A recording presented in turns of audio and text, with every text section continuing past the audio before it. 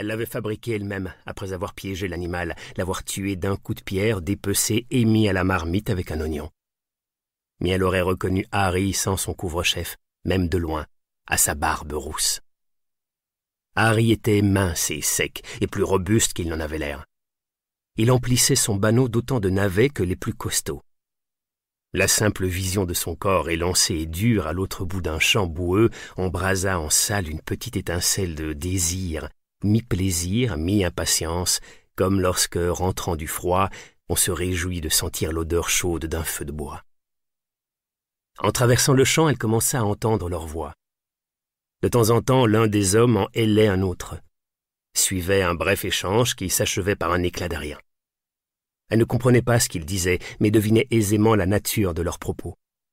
C'étaient, à n'en pas douter, les plaisanteries faussement agressives de travailleurs, des insultes joviales et de gaillardes vulgarités, propos enjoués qui rompaient la monotonie d'un labeur répétitif.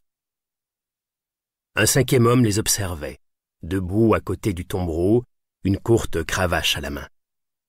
Il avait d'épais cheveux noirs coupés au menton et était mieux vêtu qu'eux, habits bleus et bottes noires cirées. Il s'appelait Will Riddick. Il avait 30 ans et c'était le fils aîné du châtelain de Batford. Le champ appartenait à son père, ainsi que le cheval et le tombereau. Will avait l'air de mauvaise humeur et Sal n'avait pas de mal à deviner pourquoi. Surveiller la récolte des navets n'était pas son travail et il jugeait cela dégradant.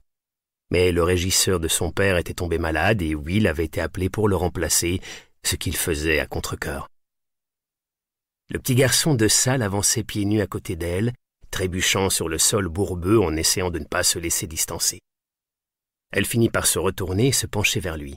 Elle le souleva de terre sans effort avant de poursuivre sa route en le portant sur un bras, la tête du petit reposant sur son épaule. Elle tenait son corps mince et chaud contre elle, un peu plus serré que nécessaire, par pure tendresse. Elle aurait aimé avoir d'autres enfants, mais avait fait 2 fausses couches avant d'accoucher d'un bébé mort-né. Elle avait abandonné tout espoir et commençait à se dire que, pauvre comme il l'était, un petit suffisait.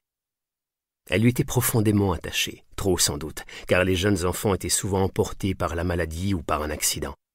Or, elle savait que si elle le perdait, elle en aurait le cœur brisé. Elle l'avait baptisé Christopher, mais quand il avait appris à parler, il avait abrégé son nom en Kit, et c'était ainsi qu'on l'appelait à présent. Âgé de 6 ans, il était petit pour son âge. Sal espérait qu'en grandissant, il ressemblerait à Harry, mince mais musclé. En tout cas, il avait hérité de la chevelure rousse de son père. C'était l'heure du repas de midi, et Sal portait un panier contenant du pain, du fromage et 3 pommes ridées.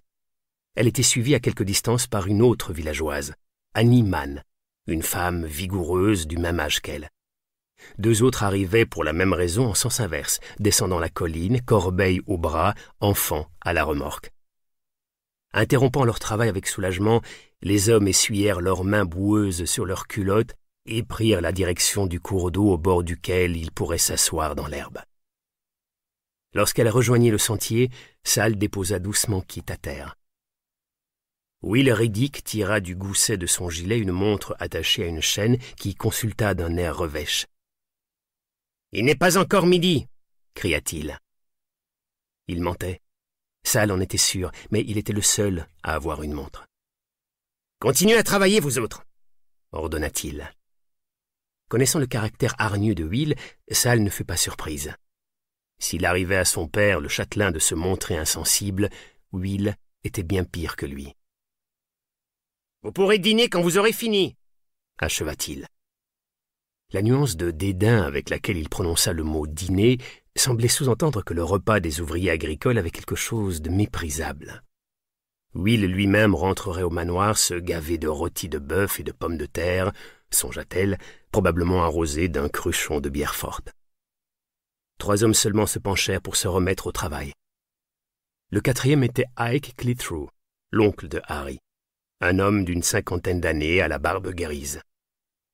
Sans élever la voix, il fit remarquer « Il serait préférable de ne pas trop charger la charrette, monsieur Riddick. »« J'en suis seul juge. »« Je vous demande pardon, » insista Ike. « Mais ce frein est très usé.